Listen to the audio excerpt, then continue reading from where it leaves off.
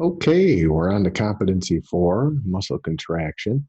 Um, Up to this point, we've gone through all of module one, which began with the nervous system, continued with the endocrine system, and finished off with cellular metabolism. Okay. Um, so what we're going to do now is start in on module two, which is going to contain competencies 4, 5, and 6. So again, you're going to want to complete the Padlet for 4, which is muscle contraction, 5, which covers DNA and RNA, and 6, which is going to cover immunity. Um, Grades are updated up to this point. So make sure you go in and check your grades for module one.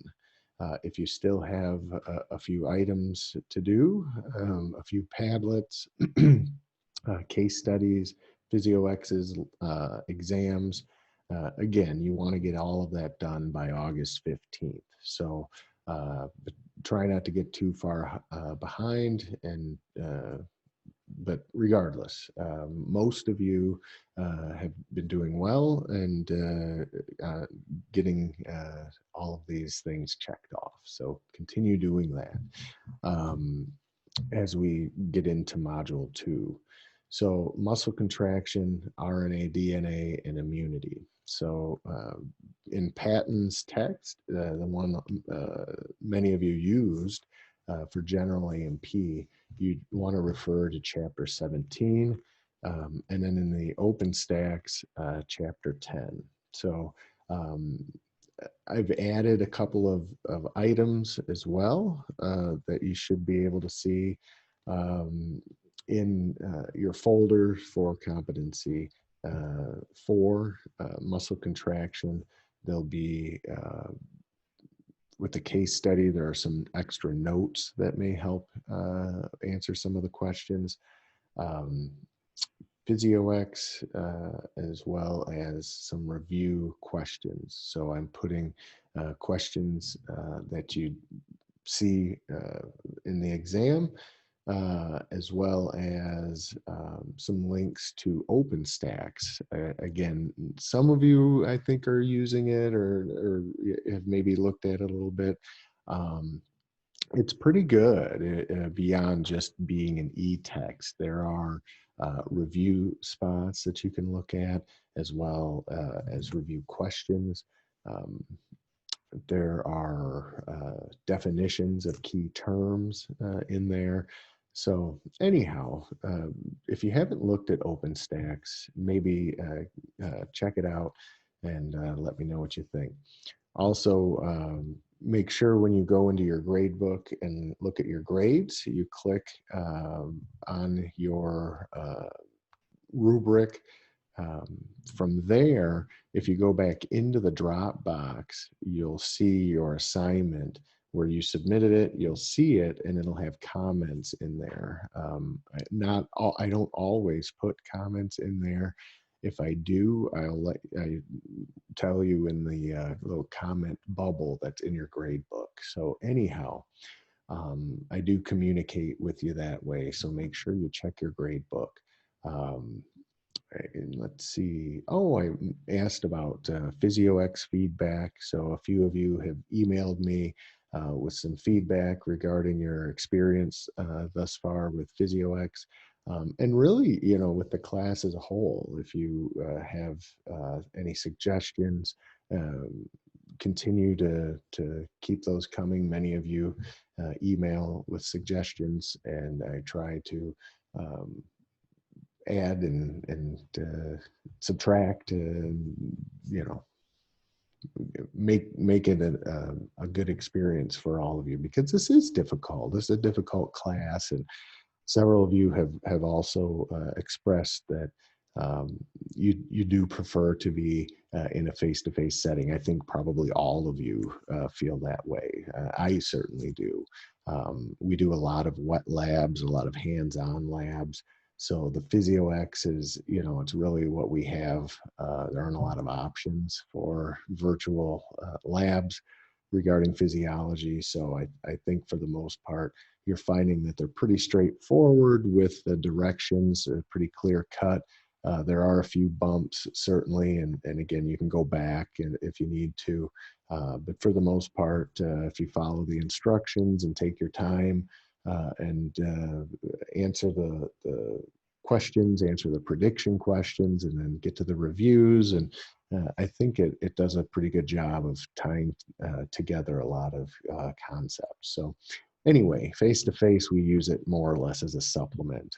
I conduct the labs, students take notes, uh, answer review questions at home, bring them back in conjunction with doing some sort of a wet lab as well. So unfortunately, we're not able to have that experience. But anyhow, so let's get going. I'll be relatively brief.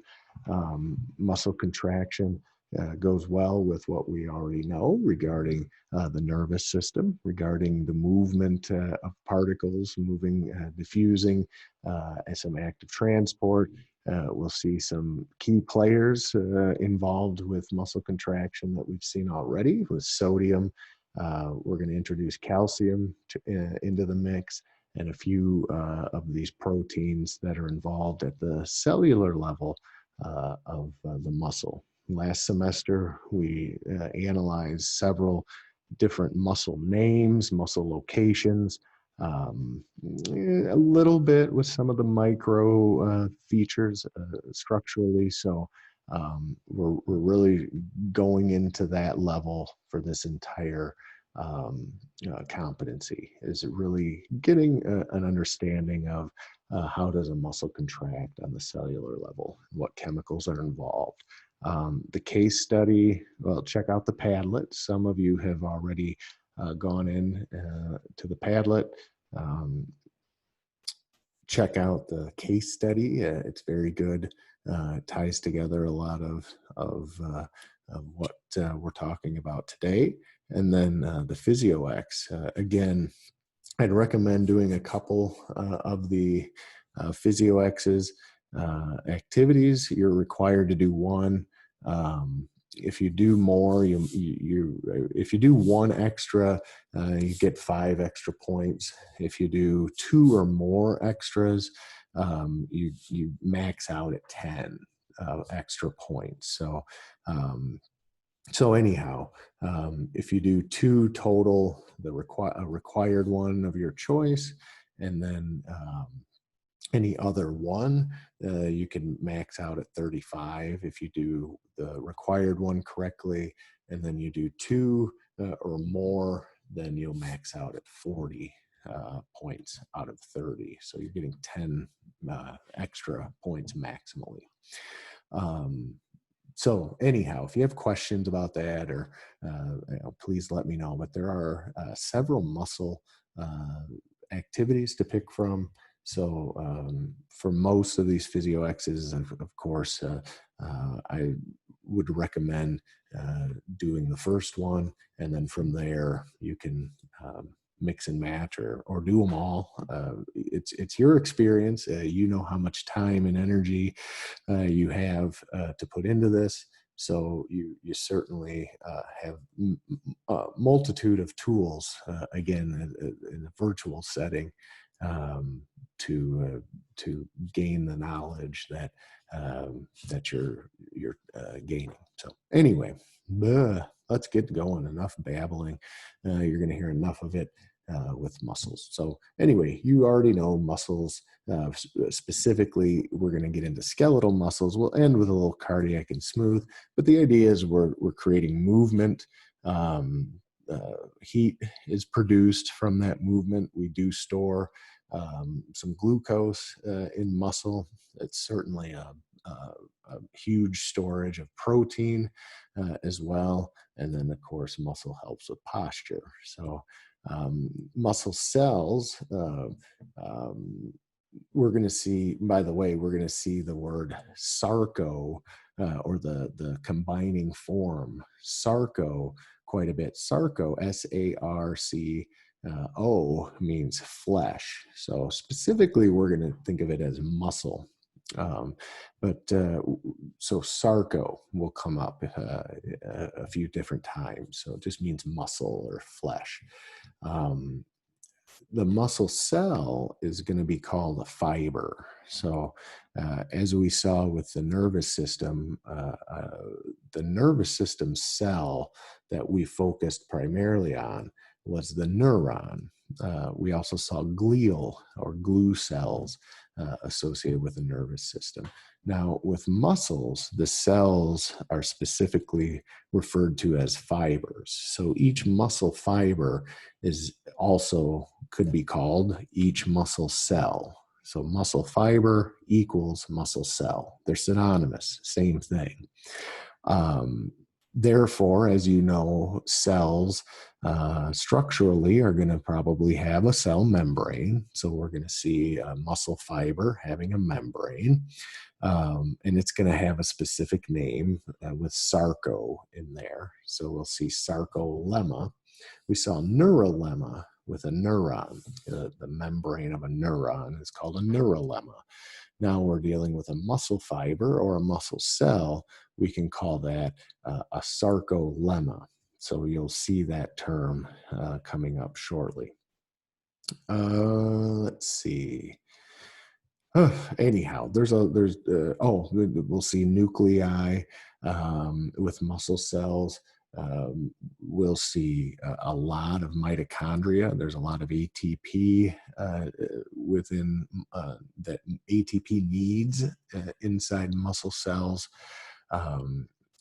Remember, when we need to transport something and use ATP to do it, we're probably dealing with some sort of a pump or a vesicle. And in muscle cells, we're going to see pumps in action: sodium, potassium pumps, calcium pumps. And remember, pumps are always using ATP. So and additionally, we call it active transport. So active transport uses ATP to move something against its concentration gradient. In other words, we can move something from where we have a low concentration relative to the outside of something or the inside of a cell, outside of a cell or inside of a cell. If the concentration is lower on one side, but we still need to move that molecule to where there's a lot of it, we have to use a pump. So because again, molecules move from generally without pumps from areas of higher concentration to lower concentration. We just call that diffusion. So anyway, that's passive. With muscles, we will see some diffusion. We're going to see some active transport. With pumps, we're also going to see ATP used to break bonds deep in the muscle. So ATP is a big deal. So a lot of mitochondria will be found in muscle cells. So anyway, muscles are able to be stimulated. So we're going to see the nervous system involved. We're able to contract or shorten the muscle fibers, and we're able to extend or stretch muscle fibers. So we call that contractility, the ability to shorten, and extensibility, the ability to extend or stretch, and then certainly excitability or irritability. So we're going to look at the neuromuscular connection or myoneural connection. We're also going to look at the fibrous and filamentous, the small structural features of these muscle fibers or muscle cells, and how they interact with one another to promote contractility as well as extensibility. So we'll talk about the nervous system with the muscles here, and then we'll talk about some of the smaller structural features with contractility and extensibility. So anyhow, again, muscles, cells are called fibers.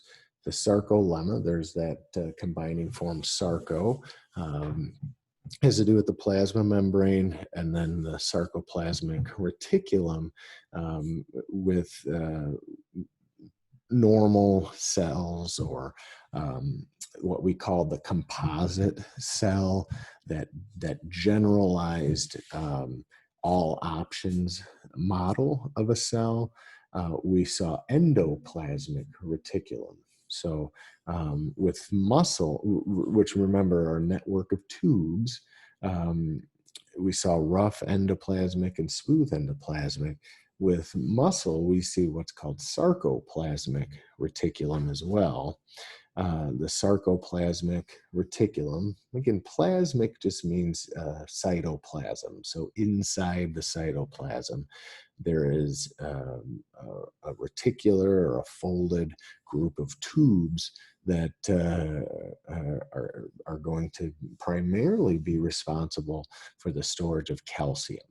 So always associate calcium ion storage with the sarcoplasmic reticulum. Okay, so that's probably one of our first encounters now, specifically with calcium. In the endocrine system, we talked about the thyroid a little bit, calcitonin, and the parathyroid hormone, regulating calcium homeostasis a little bit. So we touched on it a couple of weeks ago, but here we see calcium in full force. And of course, you guys always associate calcium with bone. So, which is primarily the storage unit and the structural aspect of our body. Now, calcium ions and muscle are extremely important. Now, this holds true, what we're talking about with skeletal muscle cells. We could also apply these concepts to cardiac and smooth muscle. There are at least this aspect. Now, there are going to be slight differences that we'll discuss later on. But the idea of calcium being involved to promote a contraction of some sort, movement of some sort, is a common theme with muscle physiology. So anyhow, the sarcoplasmic reticulum is a storage unit for calcium. So we're able to, we have what are called transverse tubules are part of that sarcoplasmic reticulum. We're going to see these at right angles to the long axis. So these are going to be transverse or in a perpendicular direction. So we'll see all of this in just a second. But I do want to introduce you to the term T-tubule. And this is where we're going to see the membrane of the sarcoplasmic reticulum containing these calcium pumps. So we're continually seeing calcium pumped back into the sarcoplasmic reticulum. So there's always a high concentration of calcium ions in the sarcoplasmic reticulum and thusly the T-tubules. Okay. When calcium leaves the T-tubules, sarcoplasmic reticulum, and enters deeper into the muscle fiber or the muscle cell, we still have a high amount of calcium staying behind in the sarcoplasmic reticulum. Therefore, when we need calcium to come back into the sarcoplasmic reticulum, we need a pump because there's still a ton of it sitting in there. So active transport, ATP, calcium pumps are bringing calcium back into the sarcoplasmic reticulum.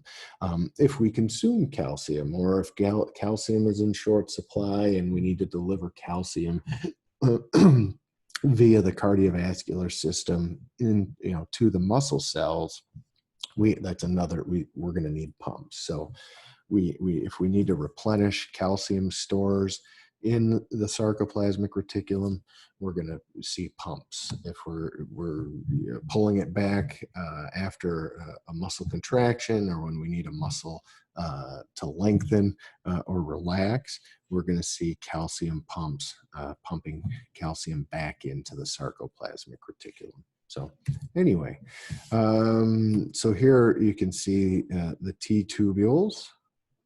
They run perpendicular with the direction or fiber direction. So the fiber direction, you'll recall in general, we talked a little bit about fiber direction, but we see we have these parallel fibers, and the T tubules are transverse. So that just means they're transverse relative to whatever line they're associated with. So again, the lines of these muscle fibers are going to run in this direction. So transverse to this direction would in essence mean perpendicular. So we can slice these in a transverse section. So anyway, transverse tubules, sarcoplasmic reticulum. The transverse tubules have a connection with the sarcolemma, or the muscle cell membrane, or the muscle fiber membrane.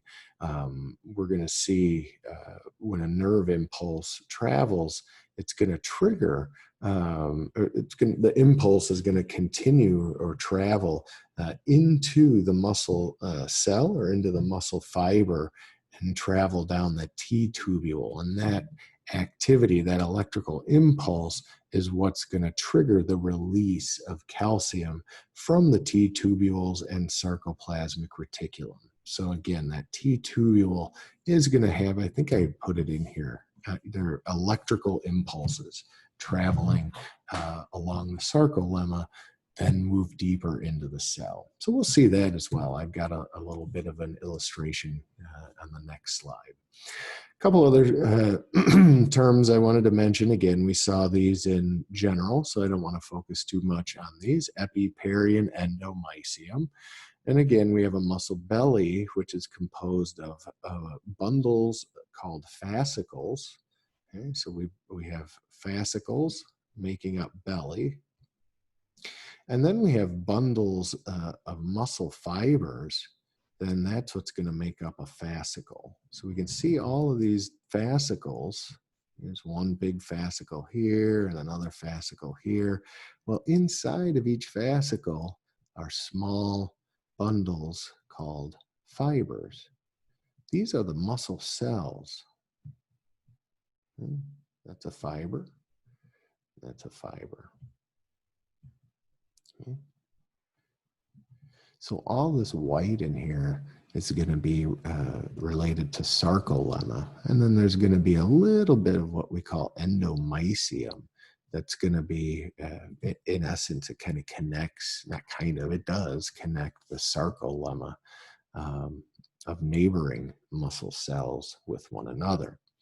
So you can see the sarcolemma here, and there's another muscle fiber coated in sarcolemma. And again, they're going to be linked with what we call endomysium. Nerve is going to come in, it's going to plug into the muscle, but then the nerve fibers are going to travel all the way down, and we're going to plug in to a sarcolemma. So the nerve endings are actually going to join up with the sarcolemma of the muscle cell or the muscle fiber. So we'll see that coming up too. I think in general, we got even smaller. We bundled up a bunch of myofibrils, which means little fibers of muscle. Okay, so a bunch of myofibrils make up this muscle cell. So these would be part of what we would call the cytoskeleton. You'll remember we looked at, when we looked at cells, one of the terms we looked at was cytoskeleton. So basically a framework for a cell. And that cytoskeleton could be bundles of protein. So, so that's what we're seeing here. Myofibrils are, in essence, the cytoskeleton of the muscle cell. And then these myofibrils are made up of even smaller items called filaments. So filament is the smallest. We're at the most micro level. These are protein strands. Okay, and we see thick filaments called myosin, and then we see thinner filaments called actin. And you can see these actin filaments are kind of almost like surged together or sewn together, and they form what's called a zigzag or a Z-disc. And the Z-discs, so here's another Z-disc. They also call it a Z-line. So from Z-disc or Z-line to Z-line is what we call a sarcomere. A sarcomere is the functional unit of a muscle cell. Okay, so a sarcomere, functional unit of a muscle cell that goes from Z-line to Z-line or Z-disc to Z-disc. Okay. Within that sarcomere is what we call an M-line or a middle line. The M-line is going to be where those thick filaments or those myosin filaments are going to be anchored. Okay, so we have an anchoring going on here. So when a Z-line and a Z-line come closer together, okay, so actin filaments are going to move. The bundles of actin filaments are going to come closer together toward the M line. So we have this almost like an accordion or concertina type squeeze box effect where we're going to see Z-line clump and Z-line clump squeeze closer to the M line or the midline. The midline is where myosin is anchored. So myosin, we're going to see, doesn't move. Myosin has these little oar heads called myosin heads that attach to these thin actin filaments and actually pull them closer to the M line, kind of like bringing in a boat with a rope, or tug of war in essence. So we're grabbing the rope and pulling it closer to the M line. And then this group of little oar heads is going to grab these pink fibers and pull them closer this way. And we have this going on throughout the muscles. So we have all these sarcomeres working together and all these muscle cells working together to shorten or contract the muscle. Now, very rarely are we using all of what a skeletal muscle can provide. So at the extreme, we might use 70% of a muscle, and that's at an extreme. If you're trying to lift something that's just about too heavy, you're using maybe 70% at the most of what's available. You'll hopefully never get to 100%. That would be maybe in some sort of adrenaline, rush of activity where there's an emergency situation. So anyhow, and we certainly don't use all muscle at once. And to create a maximum contraction. So we don't need to go through an entire range of motion either. A lot of our motions are more fine. So we're going to recruit meaning the nervous system, the brain is going to recruit muscle cell and ultimately actin and myosin activity. So we call it motor unit recruitment, or muscle recruitment. So depending on the needs, we can recruit more muscle cells to be more active. So anyhow, sarcomeres coming together, sarcomere shortening means Z lines are coming together, and we're getting a muscle to contract. Okay, so in order to get all that to happen, so if myosin, or these thick club heads, are not interacting with the thin actin filaments, the muscle is at rest.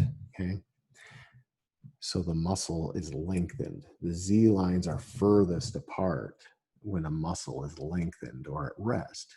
That also means calcium is primarily going to be found in the sarcoplasmic reticulum, okay, at rest. When a stimulus comes down a nerve and we get action potentials generated that are going to ultimately lead to a muscle contraction, we have to get actin and myosin connected. And in order to do that, calcium is going to be involved. Calcium is going to, in essence, uncover the site for binding. So myosin and actin cannot bind together when we're at rest, when a muscle's at rest. When we need a muscle to be activated or to contract, we need to bind actin and myosin together. Okay. Calcium unlocks the door to allow actin and myosin to bind together. So we'll see that here in a few minutes. And again, in Padlet, there are some videos on that. So you'll want to check those out as well. So anyhow, calcium allows actin and myosin to bind together and cause a shortening or a contraction of the muscle fiber. Okay. So how do we get from a nerve plugging into a muscle to calcium allowing actin and myosin to bind together? So there are a couple of steps in there. Not that many, just a couple. So we'll look at those as well. Here's another up close. Here's another look, but up close, of a muscle cell or a muscle fiber. We see the sarcolemma, or the cell membrane. We also see a lot of beams or mitochondria scattered throughout. And then we can see the cytoskeleton in the form of what we call myofibrils. And remember, these myofibrils are made up of thick and thin filaments called actin and myosin. And then we also are going to see each of these myofibrils, each of these bundles is going to be covered in sarcoplasmic reticulum. And again, these transverse tubules of the sarcoplasmic reticulum are going to allow for a connection. You can even see a pore right there, and right there in that sarcolemma, or that muscle fiber membrane, and that pore is connected with these T tubules. Call it a triad, or the pore and the connection from the cell membrane, or the sarcolemma, to the inside of the cell with that sarcoplasmic reticulum and those transverse tubules. That's the area of the triad. So this is where we're going to see electricity flowing. We're going to see ionic charge, an ionic change. And that ionic change is going to involve sodium rushing in to the cell, and that's going to trigger calcium that's at rest to be released from the sarcoplasmic reticulum and head deeper down into that cytoskeleton, into that myofibril. That is where we're going to find the myofilaments, actin and myosin. There are a couple other small protein strands associated with actin and myosin, so we'll look at those too. There you can see that T-tubule and then all of the sarcoplasmic reticulum. Okay, and then again, we see the Z line and the Z line. So from Z line to Z line, we have a sarcomere. And then that dark line in the middle is the M line. And this is where we're going to find those bundles of thick filaments or myosin. Okay, so actin in the red, myosin in the blue. Okay, so many mitochondria, multinucleated. Again, myofibrils are those bundles of filaments, part of the cytoskeleton. And again, the sarcomere is the contractile unit of a muscle. And each myofibril will contain multiple sarcomeres. And A bands, those are going to be A bands have dark stripes. That's how you're going to recognize whether we're looking at a band of muscle. Is it an A band or an I band? Or is it a dark band or a light band? So they've taken the second letter or the first vowel of each word and called them, use the descriptors that way. So if you see what describes an A band, dark stripes, light stripes, both types of stripes, or sarcomere. So A bands represent dark stripes. Okay. I bands represent lighter stripes. Okay.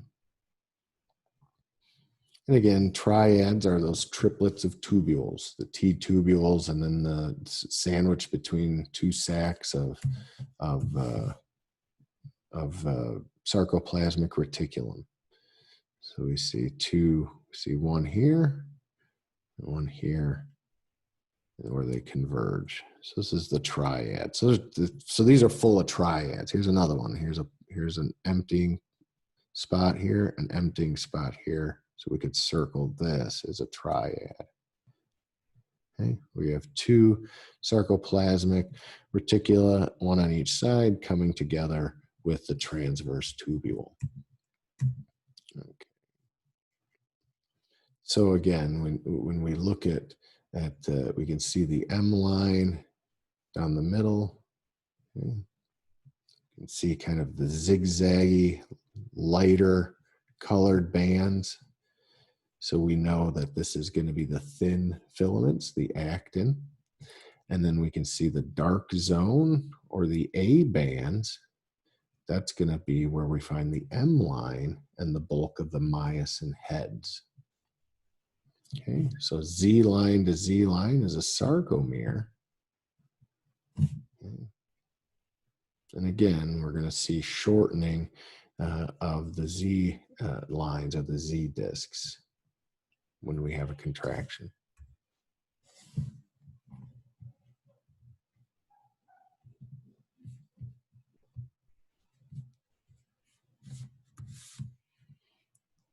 Okay, and then neck deep, huh?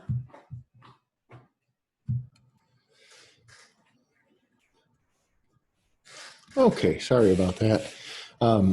So anyhow, myofilaments, we're going to see the two primary ones. We saw actin and myosin a few minutes ago. So there are two others that I'm going to discuss as well.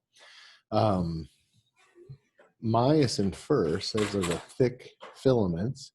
Myosin is generally going to be immovable. It's going to have heads that look like little golf club heads or oar blades that provide the movement. That the myosin heads are going to attach to the actin.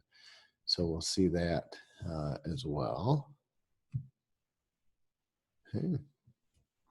So here's the myosin. You can see how thick the strand of myosin is, and it has multiple little myosin heads. And then we'll come up here and look at the kind of the double helix pearl structure of actin. Okay, that's the pink ones are the actin. And on the actin, we're going to see what are called active sites. These are also known as myosin binding sites. So these myosin heads actually are going to attach to these active sites. They're even grooved out a little bit to accommodate for the curvature of those myosin heads.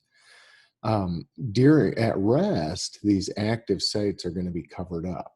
So, and they're covered up by a strand called tropomyosin. So you can see this tropomyosin is covering up all of those active binding sites.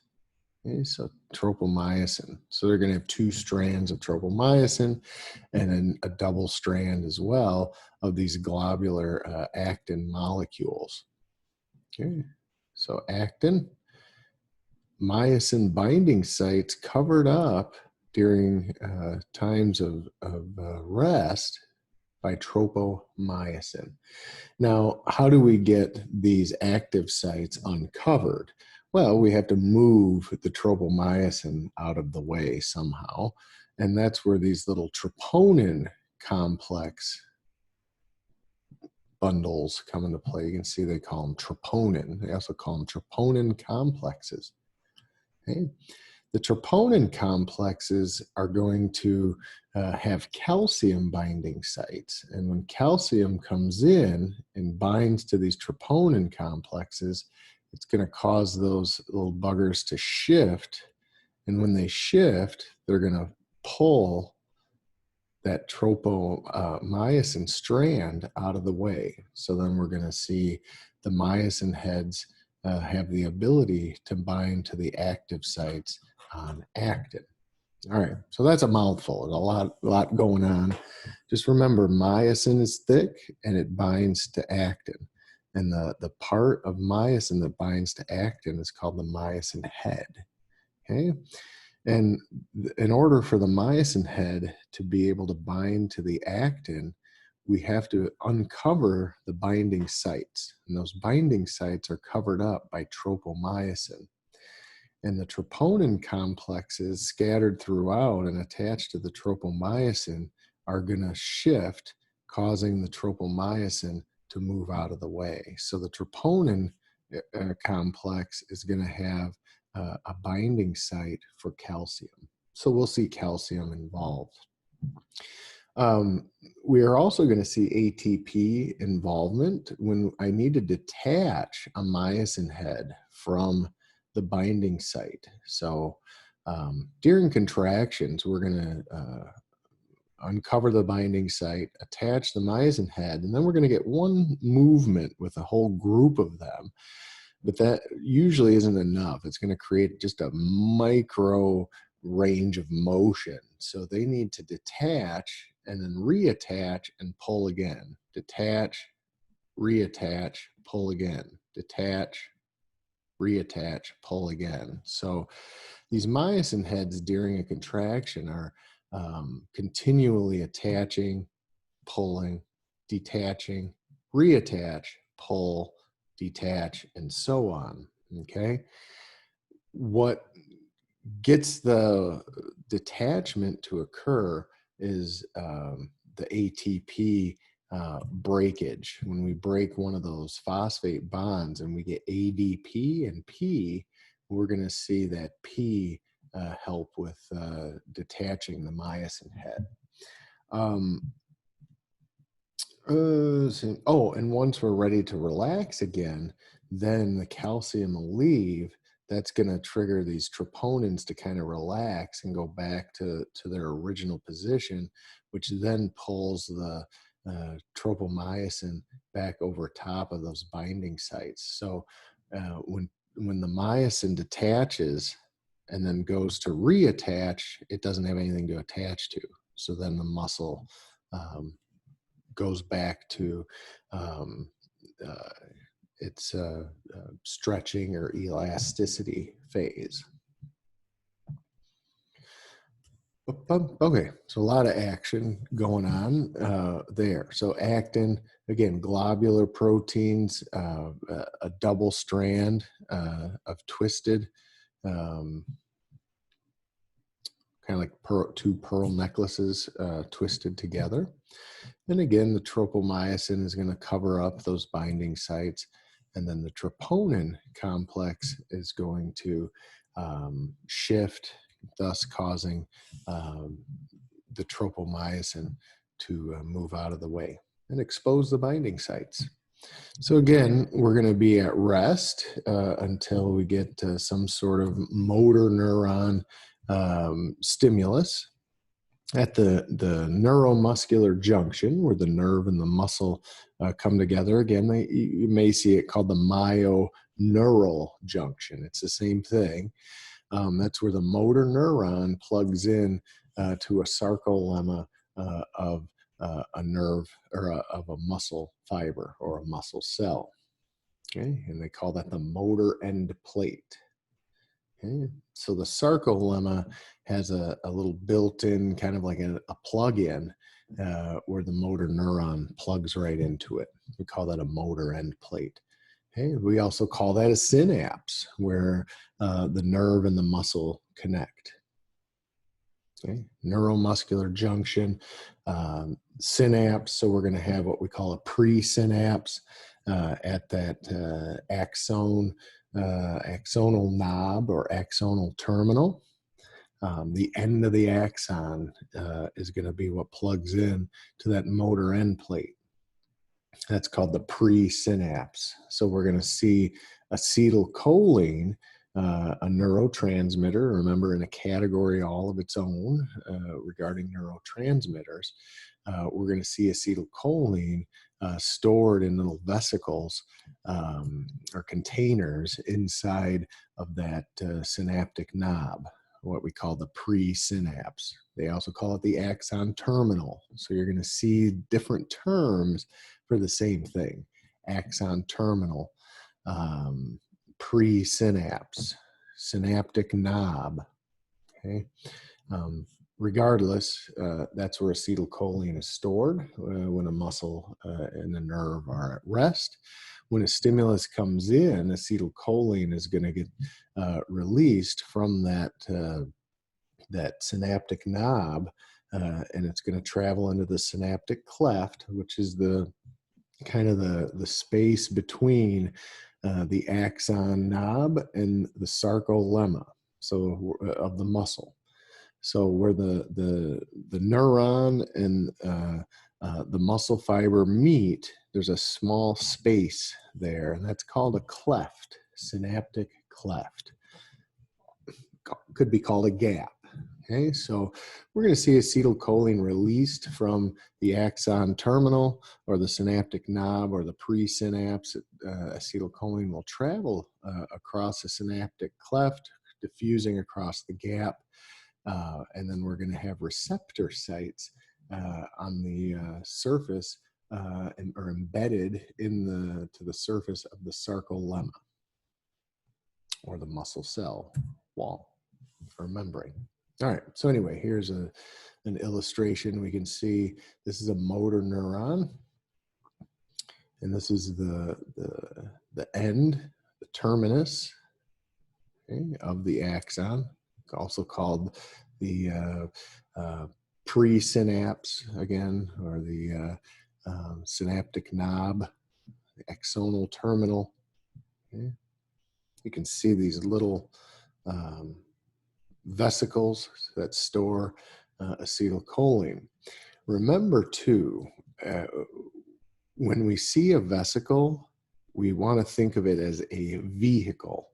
A vehicle needs gasoline in order to move or transport whatever it's transporting. Mitochondria provide some ATP, or the conversion of glucose and oxygen into ATP. The fuel that these vesicles need is right here, coming from these mitochondria. So that's why you see mitochondria represented there. So anyhow, The acetylcholine is stored there. When we get a synapse or some sort of a stimulus, I should say, coming down, it's going to travel all the way to the synapse. And we're going to see that influx. So sodium, remember, is going to live out here. So when there's a stimulus, sodium is going to be rushing in. Okay? So as sodium rushes in, we're going to see that triggering these synaptic vesicles to start shuttling acetylcholine, okay, to the synaptic cleft. Okay, so acetylcholine gets delivered to the outside of that presynapse, and then we're going to have on the sarcolemma, the muscle fiber cell membrane, we're going to have receptor sites for acetylcholine. So you can see the acetylcholine binding to those receptor sites. And again, this is going to be called the motor end plate as well. We also call it the post synapse. Okay. So anyhow, a couple of terms we've talked about up to this point. By the way, we see all these mitochondria as well inside of that sarcoplasm or cytoplasm of the muscle cell. And then these are going to be, we're going to see T-tubules at this point. We can see these little synaptic clefts. So we can see acetylcholine binding to these receptor sites. We're going to see T-tubule action and sodium trickling in and triggering the release of stored calcium in the sarcoplasmic reticulum. Okay, so that's what we see here, is that impulse continues. So as soon as acetylcholine binds to these receptor sites, acetylcholine is not going to get pulled into the muscle cell. What it does is it triggers an impulse, which again means sodium is going to, which is out here at rest, sodium is going to travel down into these T-tubules. That impulse travels down into the T-tubules, and that triggers calcium release from the sarcoplasmic reticulum. This would be indicative of a triad from earlier. We see the transverse tubule connecting with adjacent sarcoplasmic reticulum. Okay. So anyway, then calcium is going to leave the sarcoplasmic reticulum. And again, not all of it. We're just going to get a release of some calcium. So that calcium is going to bind to the troponin complex and trigger that myosin-actin connection. All right, so how do we reverse all of this? Well, as soon as a stimulus stops coming down the nerve, it's going to trigger acetylcholinesterase to start up to ACHE. When you do your case study, you'll see that. Acetylcholinesterase is going to cause acetylcholine to get, in essence, to get pulled back into the synaptic knob or back to the axon. And that's going to stop the impulse. With sodium-potassium pumps are going to get activated. So the stimulus stops, sodium-potassium pumps start pumping sodium out of here and back out here. So now sodium gets sent back home. Okay, so we need these mitochondria for ATP once again, for pump activity. Okay. So then sodium leaves, so that means acetylcholinesterase can start pulling acetylcholine back. Okay, so then the impulse isn't going to continue. We've shut the electricity off here. These receptor sites are now empty, so then no impulse gets generated. So sodium-potassium pumps are going to get sodium back out here. And then calcium pumps are going to pull calcium and pump calcium back in to the sarcoplasmic reticulum. And again, we need a pump here because there's still a higher concentration of calcium in the sarcoplasmic reticulum than out here. Okay, so we need to go against the concentration gradient. Therefore, we need a pump.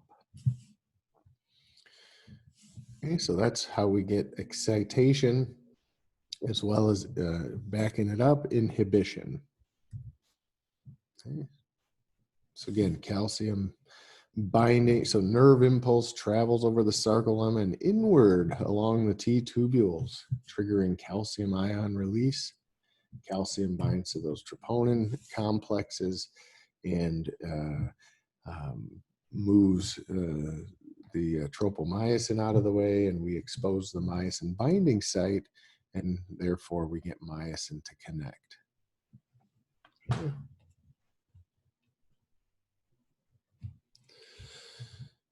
So here we see ATP.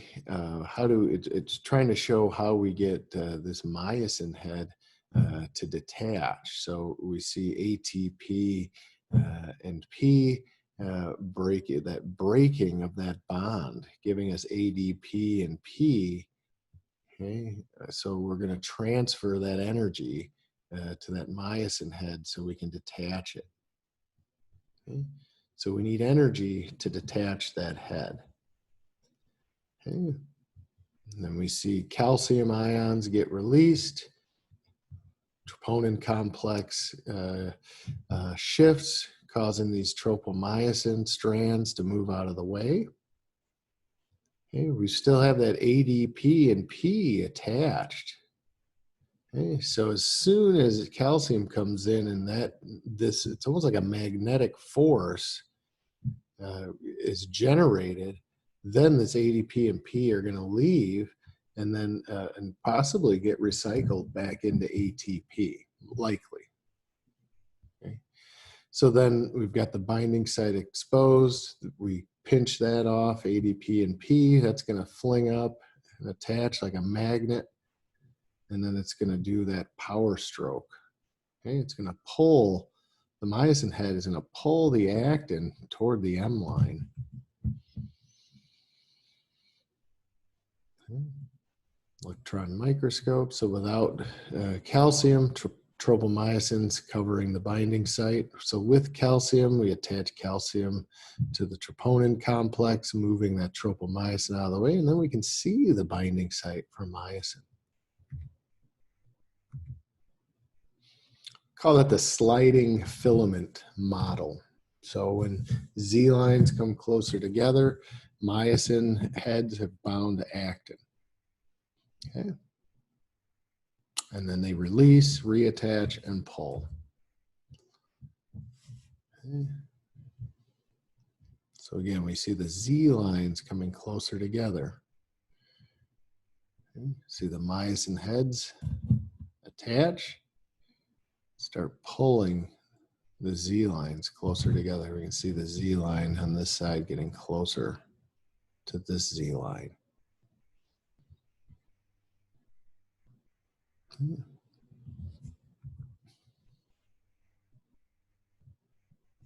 Call that a myosin cross bridge, where the myosin heads grab onto the actin. And again, this is just from calcium being released and exposing this binding site.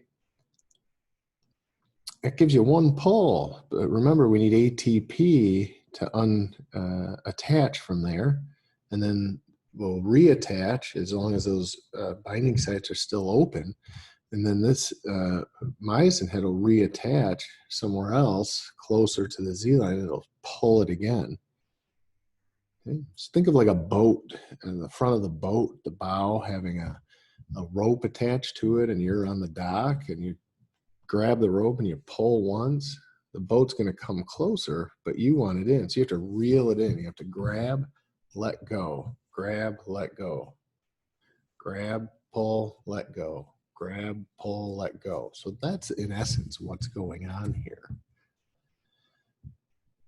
And again, sarcoplasmic reticulum starts immediately after calcium ions released. We're going to start pumping them back into the sacs, especially, particularly when there's no more impulse.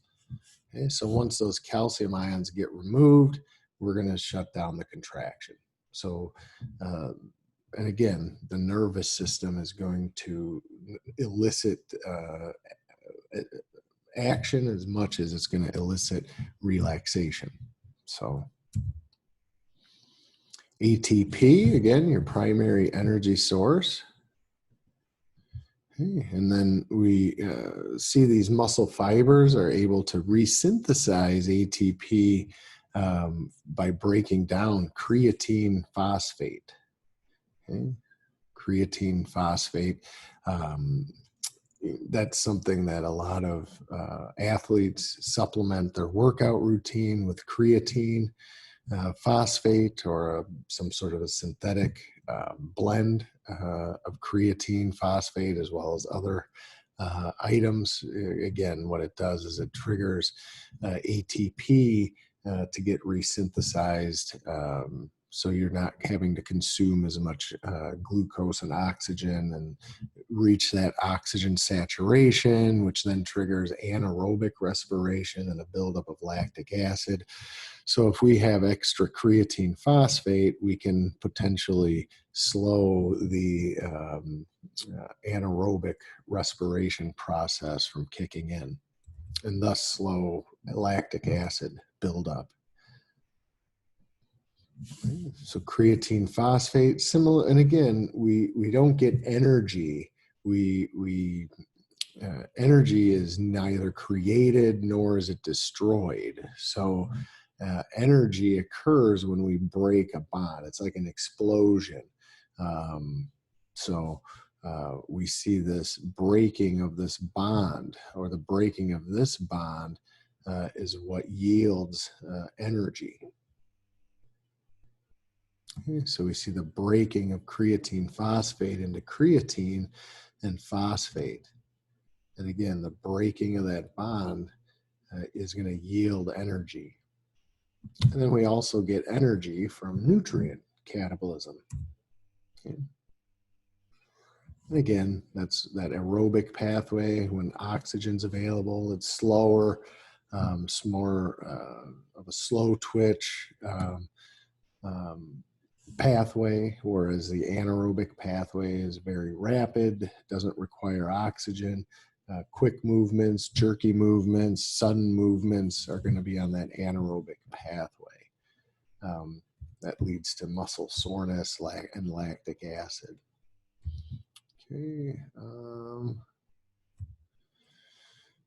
That's about it. There's a couple other, again, it goes into motor units and motor unit pathways. Again, it's simply saying we've got a motor neuron coming into contact with a sarcolemma we call that the neuromuscular junction. Okay, and these are going to be descending tracts from the spinal cord. We can measure, we call it myography. We can hook up some electrodes to the muscle, and then we can hook the muscle up to kind of like a weight and a potentiometer, and we can stimulate that muscle.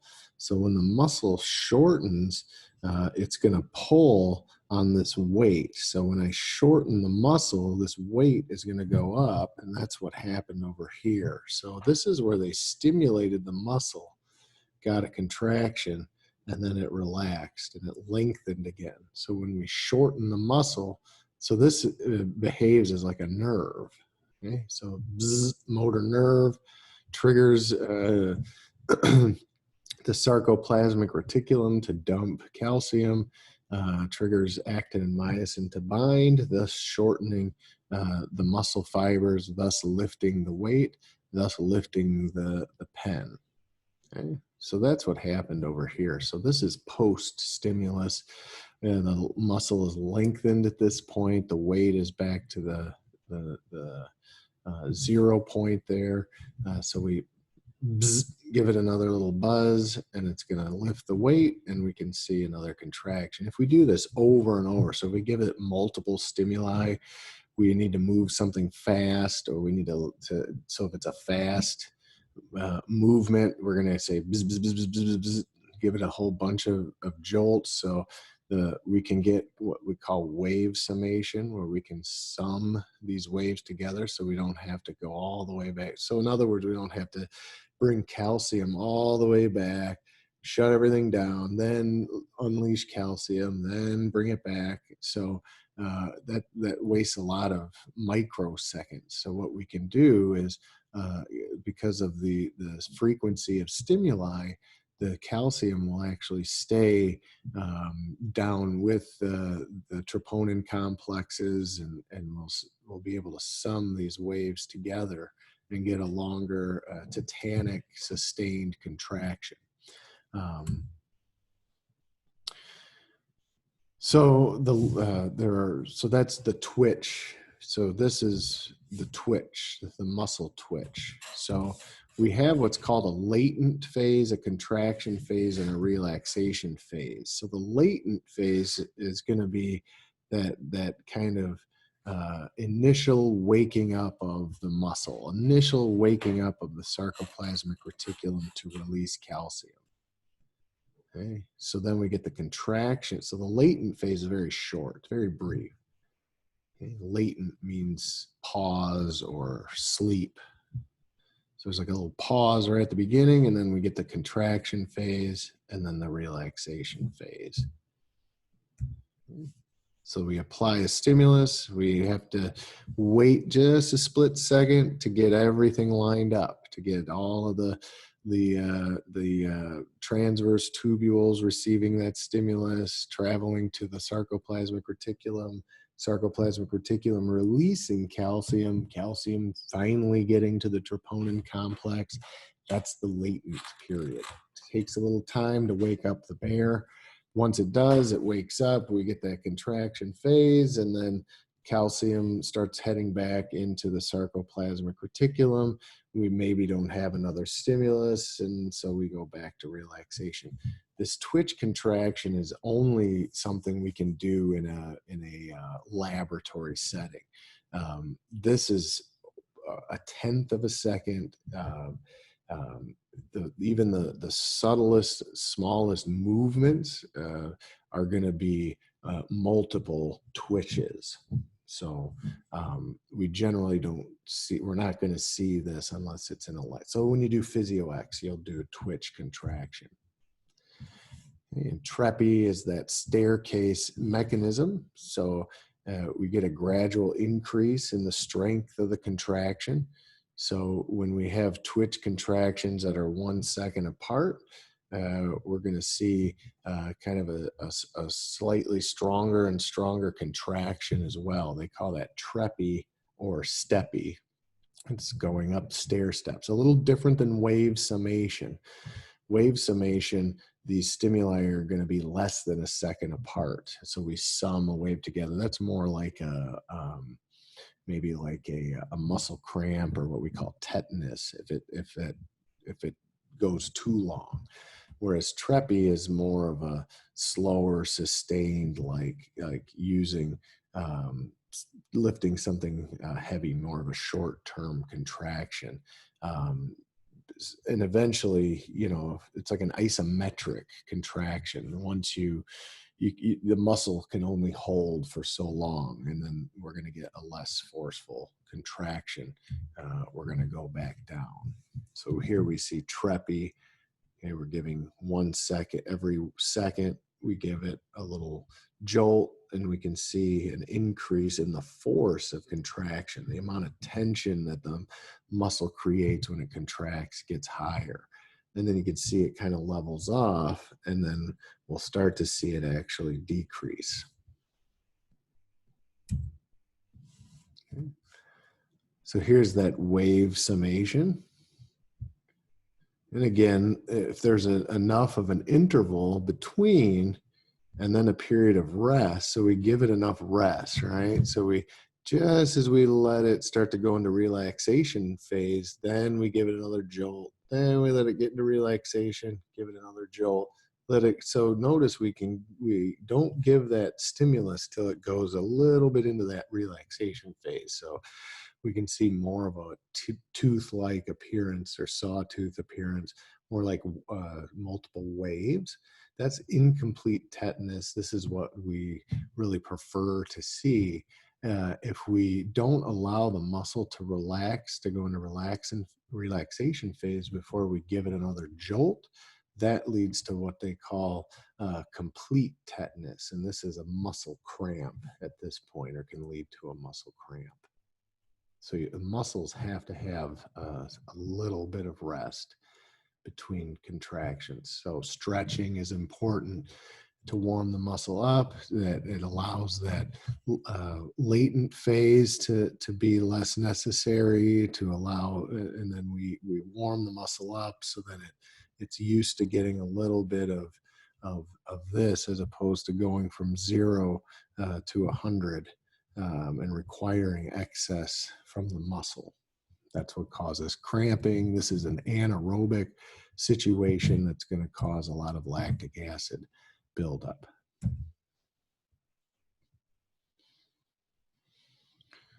Okay, so again, calcium getting dumped, get that muscle twitch, and done. Okay, tetanus is calcium dumped, but we don't pull it all the way back in. We leave some there, pull a little bit, leave some, pull a little, and so on. So we're not pulling all calcium back. This is the normal situation. And again, that wave summation is going to be when it's incomplete. Either way, it's tetanus. When it's incomplete tetanus, that's what we're aiming for. More of a little bit of relaxation or rest. Okay.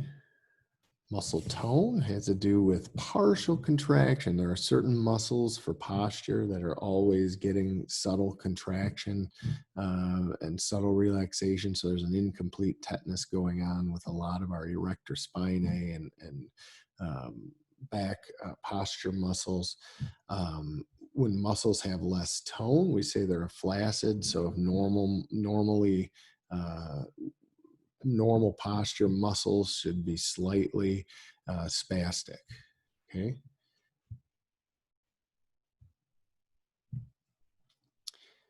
Which means slightly contracted. He used to care about it. Hi, Lindsay. Hi. Give me just a second. I'm just recording a lecture. It'll be just another couple minutes. Okay. So anyhow, flaccid and spastic. Okay.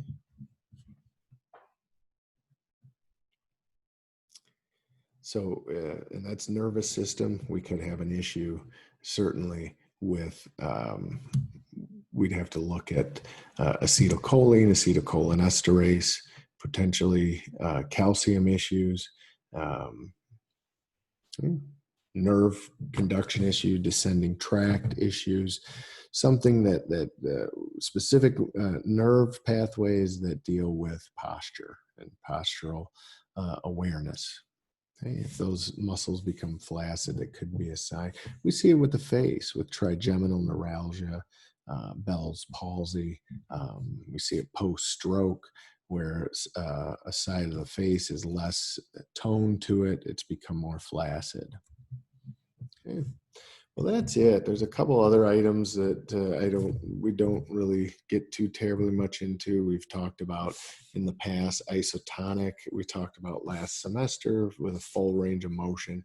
Isometric, the same length, and changing tension in the muscle. So you can see it's contracting, but we don't get any range of motion.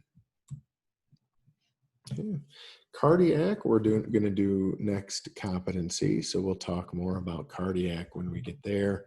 And then smooth muscle, we'll talk more about when we get to the blood vessels. But again, a lot of our blood vessels are going to be multi-unit smooth muscle, whereas our visceral or our GI tract, urinary tract are going to be single unit. And then the rest of this slideshow has some images from OpenStax.